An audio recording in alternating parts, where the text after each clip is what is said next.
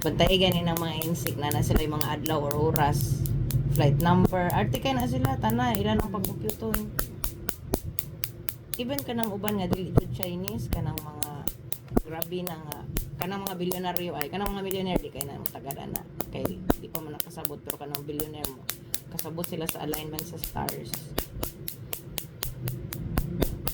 Morning nga time nga open ang universe, pwede ka mo dawat ani kani nga time dili ni maayo nimo ana na ba nasa timing. Ako na tumaybaw ang pwede ta mo dawat ana mo.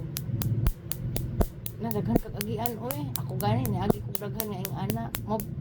tugay mo ko naka-realize ana mahibong man ko kay ang mga milyonaryo na akong mga kasturya sige ras tanaw data mga charts mga unsa dira mga news current events pero ang mga bilyonaryo di man ning ana ingno naman ko hindi ako pwede ng araw na yan hindi tayo pwede magkita sabot ba pangit yan na flight pangit ani nga flight ana ba so ako gitun ano sa may common ani kabantay din ko tanaw nila ang numbers ba so kung mao sila magbasa ana Ako pagkita ko member diretso dayon ko kaya. oo gyud Spiritress dayon.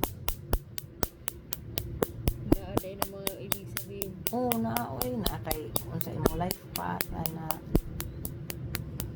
pares anang akong kanang akong partner kay 7 man iya birthday ang 7 man good ang life path ana truth seeker na sila niya ako siya giingnan nga mo na nga magsikag pangutan ng grabihan no kisa kay nag-imbento ani ngano nakahuna ana na siya mo storya kay truth seeker man siya by nature dayon ako nag-explain niya nga mo nang anak ka pares akong papa 22 man na akong papa February pag yun so tulo ka buok number 2 ang basta 22 master builders na sila so bisag asa siya mo adto gusto siya sige na i-build